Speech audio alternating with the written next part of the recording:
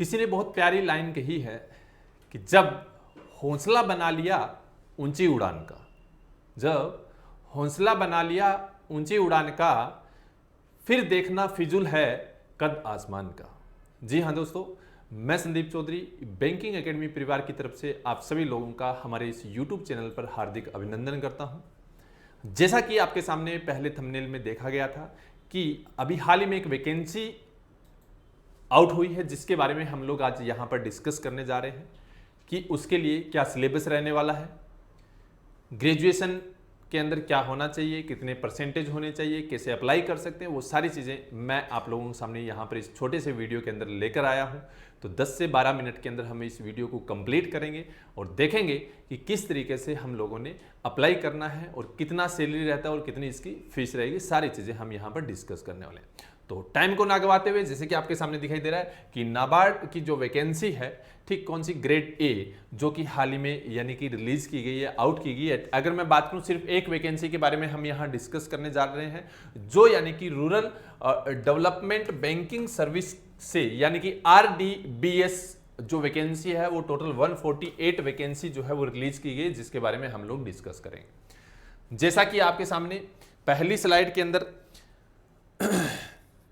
के अंदर दिखेगा कि वैकेंसी में अगर हम देखें तो यानी कि जो वैकेंसी के अंदर क्या क्या चीजें डिस्कस करनी है, तो सबसे पहले हम देखेंगे एजुकेशन क्वालिफिकेशन क्या है, उसके बाद देखेंगे सिलेबस क्या रहेगा, उसके बाद देखेंगे एज लिमिट क्या है, और उसके बाद देखेंगे एग्जाम डेट क्या क्या है। यानी कि ये सारी चीजें हम यहां डिस्कस करने वाले हैं।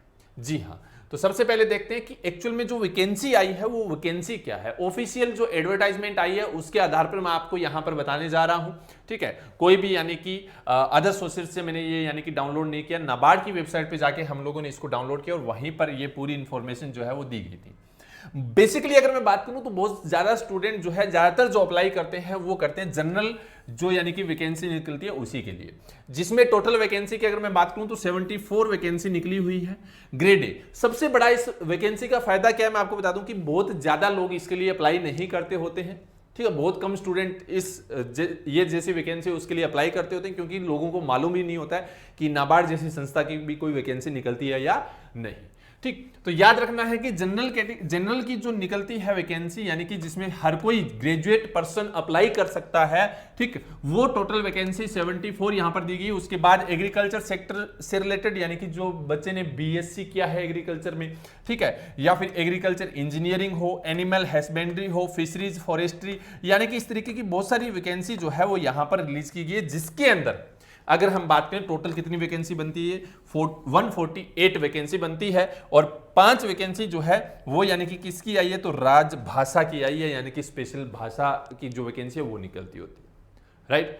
तो ये टोटल वैकेंसी है। नेक्स्ट स्लाइड में अगर हम बात करें तो ध्यान दीजिए, यहां पर दिया गया अपने पास डेट, यानी कि किस डेट से लेकर हम कब तक यानी कि इसको अप्लाई कर सकते हैं, ठीक है, और एग्जाम कब हो सकता है, वो सारी चीजें हम यहां डिस्कस करने वाले हैं। सबसे पहले इंपॉर्टेंट डेट एंड टाइमलाइंस की अगर हम बात करें तो online application registration and payment of online fees जो इंटीमेशन है, ठीक है, वो आपको दिया गया है 17 जुलाई, यानी कि 17 जुलाई से लेकर आप 7 अगस्त 2021 तक लगभग अगर हम बात करें तो अपने पास 20 दिन बनते हैं। 20 दिन हम क्या है अप्लाई कर सकते हैं, ठीक है। तो मैं तो आपको यही कहना चाहूंगा कि पहले अप्लाई करिए, क्यों, क्योंकि बाद में साइट जो है वो लोड भी लेना लग जाती है, तो हो सकता है हमारा अप्लाई ना हो। तो अभी से आप अप्लाई कर सकते हो। फेस 1 का जो एग्जाम है, ठीक है, ऑनलाइन एग्जाम, यानी कि ऑनलाइन एग्जाम हो रहे हैं, तो इसमें कोई दो राय नहीं है। आजकल ज्यादातर एग्जाम जो है IBPS कंडक्ट करवा रहा है। कौन कंडक्ट करवा रहा है?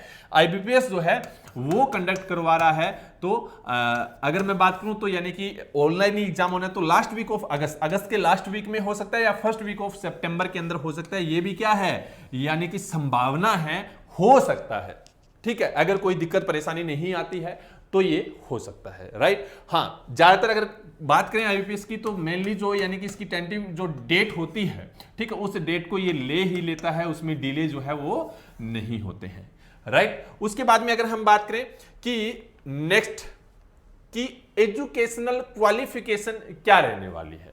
एजुकेशनल क्वालिफिकेशन एज ऑन 1/7/2021 यानी कि 1 तारीख 7वां महीना यानी कि जुलाई, है ना, 1 जुलाई 2021 तक की अगर हम बात करें, the candidate must possess the required educational qualification age on 1/7/2021 the result of final term semester या फिर year examination of the required education qualification must have been declared on or before 1/7/2021। यानी कहने का मतलब जो आपके पास मार्कशीट होगी ना, उस मार्कशीट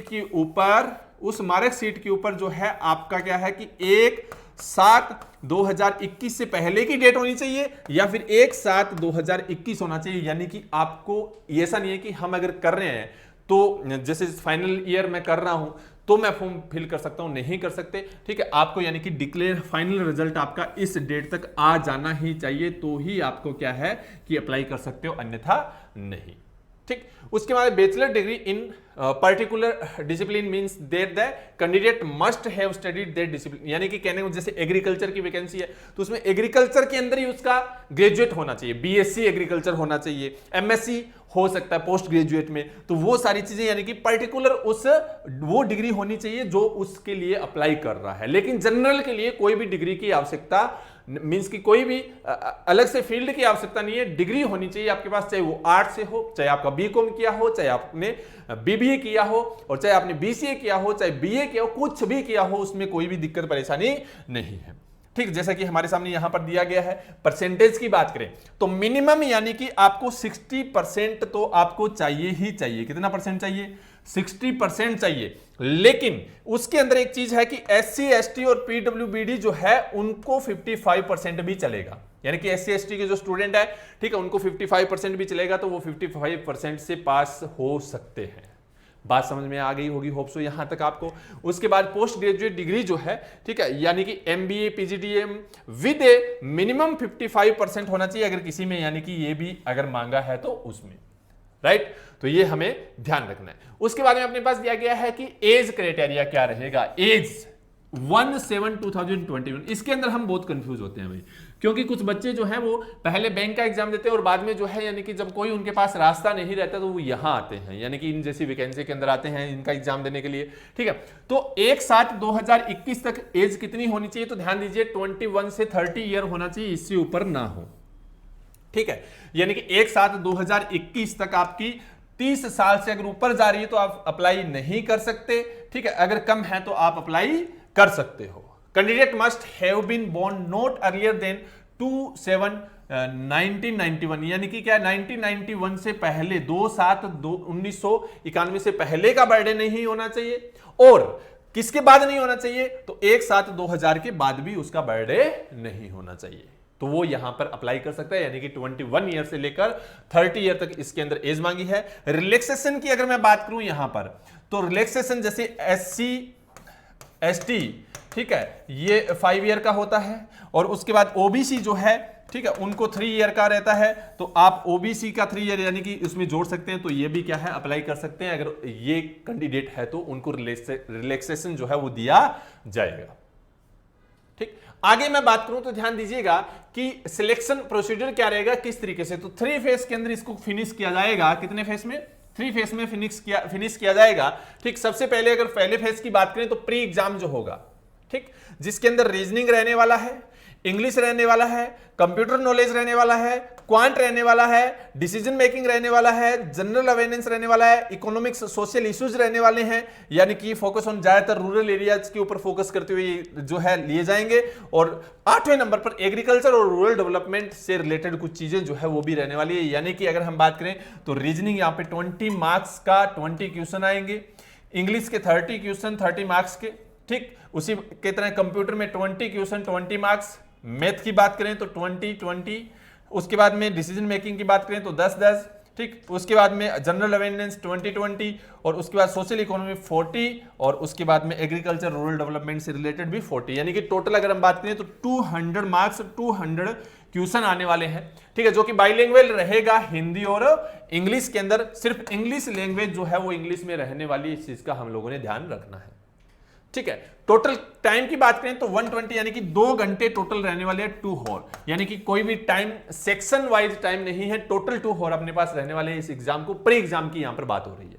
उसके बाद में क्वालिफाइंग सेक्शन की बात करें तो टेस्ट ऑफ रीजनिंग को हमने सिर्फ क्वालिफाई करना है, इंग्लिश लैंग्वेज को क्वालिफाई करना है, कंप्यूटर नॉलेज को क्वालिफाई करना है, क्वांट को क्वालिफाई करना है और डिसीजन मेकिंग को क्वालिफाई करना है। लेकिन मेरिट सेक्शन जो बनेगा वो general awareness, economic, social issues और एग्रीकल्चर रूरल डेवलपमेंट से रिलेटेड जो है वो बनेगा, हम लोगों ने ध्यान, यानी कि ये अपने लिए बहुत ज्यादा इंपॉर्टेंट है।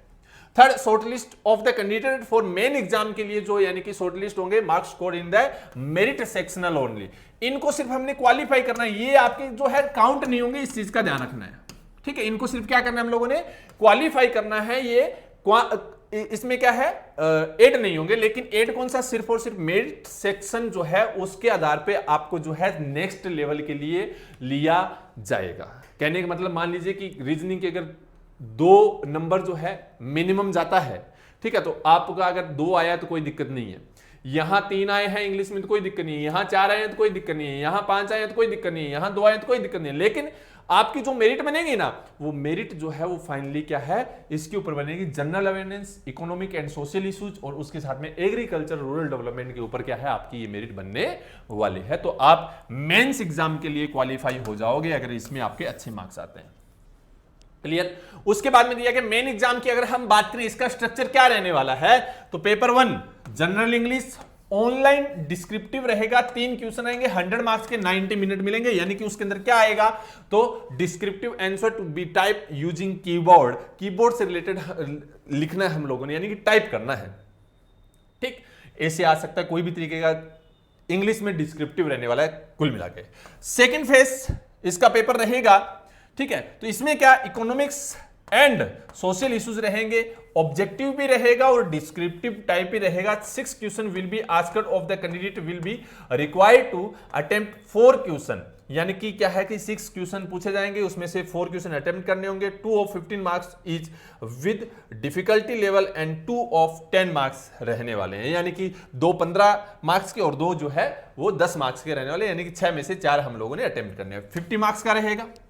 ठीक है, इसके साथ में ऑब्जेक्टिव जो है वो 30 मार्क्स और 50 मार्क्स, 30 क्वेश्चन और 50 मार्क्स का रहेगा। इसके लिए 30 मिनट मिलेगा और इसके लिए 90 मिनट, और ये सारी चीजें जो है इसके अंदर रहने वाली है। तो ये हम लोगों ने याद रखना है, आइदर इन इंग्लिश और Hindi remaining and InScript keyword के तहत हम इसको क्या है लिख सकते हैं, ये चीज है। ये सेकंड मेंस एग्जामिनेशन की यहां पर बात हो रही है।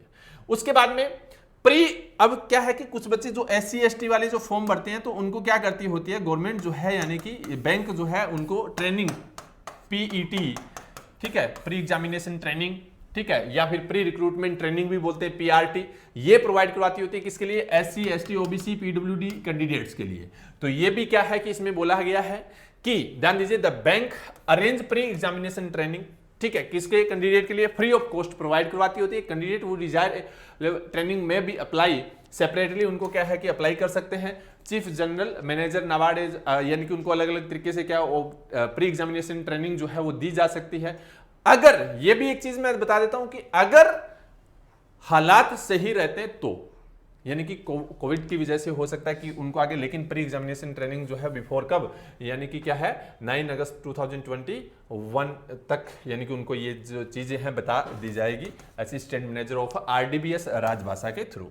ठीक, उसके बाद में the pre examination training would be hold prior or preliminary examination, यानी कि जो प्री आपका एग्जाम होगा उससे पहले exact date time and venue जो है वो आपको इन्फॉर्म कर दिया जाएगा। ठीक है, ईमेल के थ्रू, ठीक है, ईमेल एप्लीकेशन के थ्रू जो है आपको बता दिया जाएगा। और the training will be held subject to receipt of adequate number of request के ऊपर क्या है हेल्ड करवाई जाती है।